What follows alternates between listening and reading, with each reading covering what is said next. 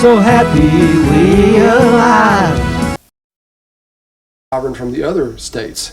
See, New York charged New Jersey to use their harbor just like they charged England. All right, so that happens in 4 years, that whole system started to crumble.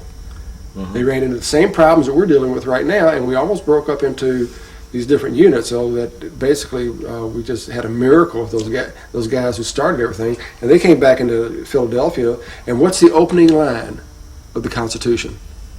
In order to form a more perfect union. See, and that's what we're looking at here, is that we have historically been thrown, as Heidegger says, we've been thrown into a historical period. All right, now the nature of our period is that we are at the point of developing a global, constitutional global nation, just as Jefferson and all those guys created a constitutional national one. And how do you see that coming into being? Well, like John Lennon said, it has to be sold. See, most people are born, raised, and are trying to survive in the old reality system. See, they don't know there's a choice. Right. All right. Now, what happens is that if they got this reality system, well, my focus in life has been to. I'm a teacher. See, I'm trying to get this. I've declared the world my classroom, and then I'm trying to get it out. All right. So that everybody's on the planet, and everybody has resources and talents that they can bring to the party. All right, so that I looked at mine and said, okay, what do? I'm a teacher. All right, well then my job is to try to get this information to the students. All right, now the students happen to be the human population of this planet. Now the idea is that most people are operating on this old reality system, nations and capitalism and communism and all that garbage. Now, what happens is that if we show them this other one in a meaningful way, well, what lies in between there is choice. Okay, and how do you show them the other one in a meaningful way? I'm making a movie. Oh, okay. All right. Tell us about that. All right, so that the movie is called Common Sense 2, and the idea is based upon Thomas Paine's essay in the 1776 called Common Sense. Now, that essay came out in January of 1776. In the ensuing months, 3/4 of the adult population in the colonies read it. All right, now by July, then, what happened? Out came the Declaration of Independence. Because what happened, it shifted their thinking from seeing themselves as British colonial citizens becoming American national citizens. All right, well, this movie is called Common Sense 2. And the idea is to take the people who are now subscribing to a national identity and then put them into the advantages and the opportunities of a world identity. You know, if you like being a national citizen, you're going to love being a world citizen. I mean, because what it is, it's more money in your pocket and more paid holidays on your calendar. You know, what we're talking about here is the economic liberation of the human race. You know, we're talking about the upgrading and creating a society not even Bill Gates has enough money to equal. You know, it's like what we have here is Bucky says we can create wealth at the level we have air. And so that's the analogy that, you know, we don't think about air. We've got a system here that just produces it. All right, well, we got a system here called the universe is waiting to make us fabulously wealthy. Bucky says we were able to create a planet of billionaires. I mean, it's like we're able to put that whole question of economic survivability behind us. You know, that is something that was in our past. What we have here is a society of opulence. We have a society that is guaranteed to ensure your freedom to pursue your hopes, dreams, and visions of whatever you want to do, as long as it doesn't hurt somebody else. Right, but still, how do you see that coming into existence? Well, Bucky talks about, I just read a thing today, and he says, all I'm asking is for you to do what you can do and love as much as you can love and live your life at as much truth as you can.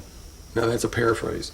So the idea is that everybody has resources. So it goes back to those 4 steps again. See, first you have to decide if you're going to do. And look what happened. 750,000 people start showing up in the streets of Leipzig and Berlin, and the wall comes tumbling down. See, the 1989's revolution showed that when the people move, nothing stands in its way. So the question is, first and foremost, are you going to move? See, I look at everybody like they're in a bullseye. Okay, so everybody's in their own bullseye. So the only thing you have control over is yourself.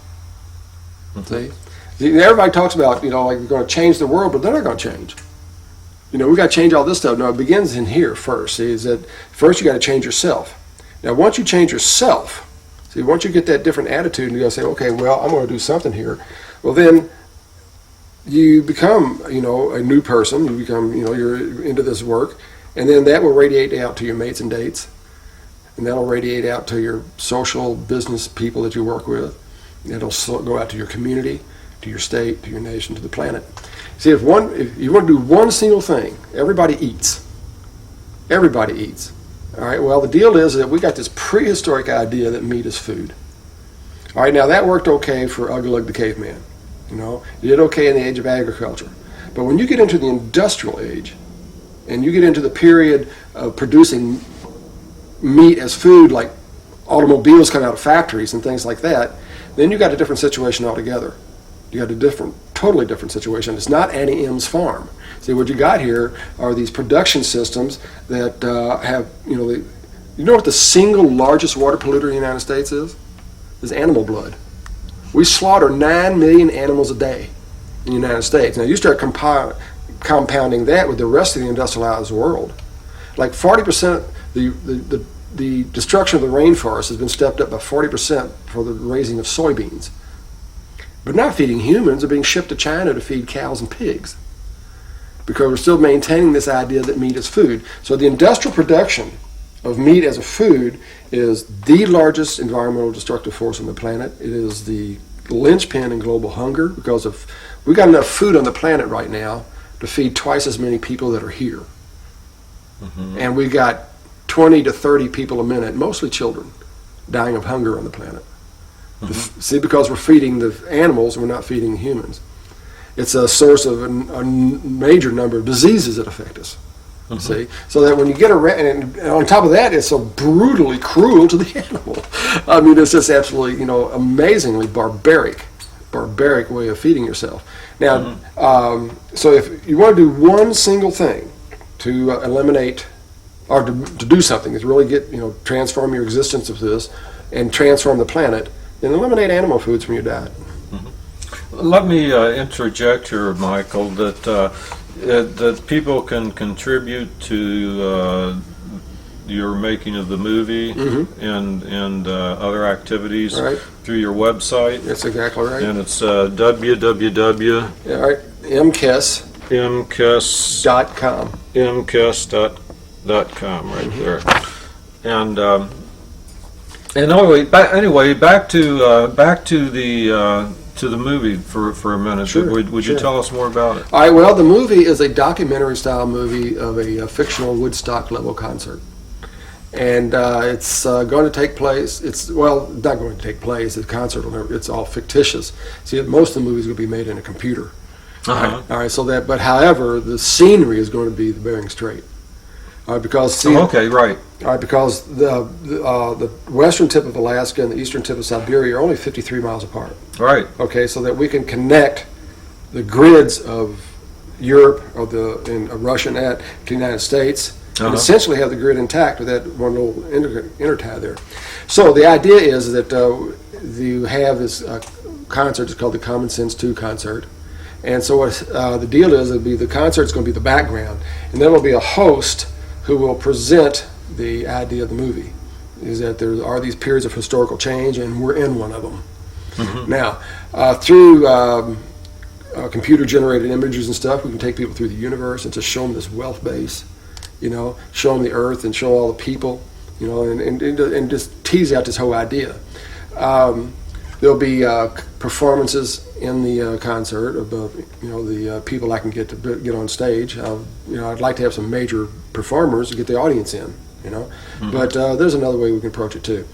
Now there'll be a number of performances like that, and after each performance, there are going to be 3 people from different parts of the planet talking about, well, I was born here, but I am a world citizen. I'm born here, I am a world citizen. Now, the movie will go through like that and complete that idea about the grid, etc. And then at the end of it is going to be a newscast from 20 years in the future. Mm-hmm. And in that newscast, they're going to explore